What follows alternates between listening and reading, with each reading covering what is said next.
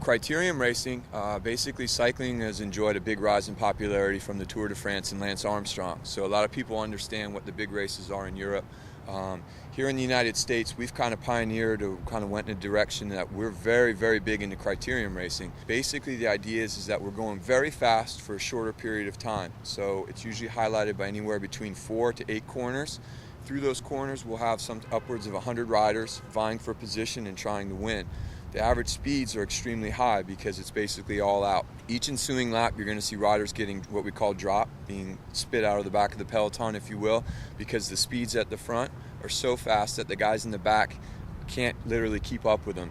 You're going to see guys coming through sections like this, upwards of 33, 34 miles an hour, going through the corners at high speeds, sometimes 3 deep.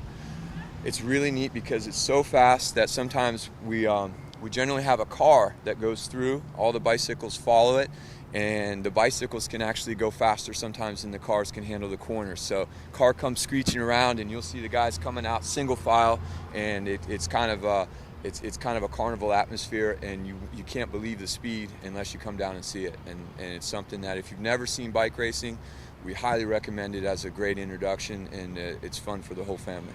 We're very fortunate in Central Florida to have numerous semi-professional and professional teams and professional athletes.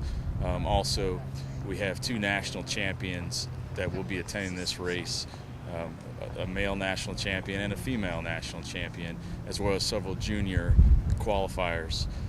Also, we have a representative from the Armed Forces cycling team and Czech Republic cycling team, as well as former Pan American champions and several ex-Cuban nationals champions and pro riders that will be here. I'm a former pro racer. I've raced internationally around the world and in many of the cycling meccas, Europe, in France, in Belgium, Holland, Germany, and in the States. And this race, this downtown Tampa race, is one of the very exciting race for me as a former pro. I'm coaching many local clients and many of the top Florida racers, and this race in particular is one of their major goals. A race that's in a city center is always so exciting for local racers, and many of my athletes, I'm fine-tuning their training in the next 6 weeks, specifically to peak for this event. For them to win this race in front of many of them, their home crowd, would be the highlight for their season. So we're really fine-tuning their training. We're doing a lot of speed work. We're doing a lot of sprint training. We're really getting them fine-tuned so that they can be their best on race day.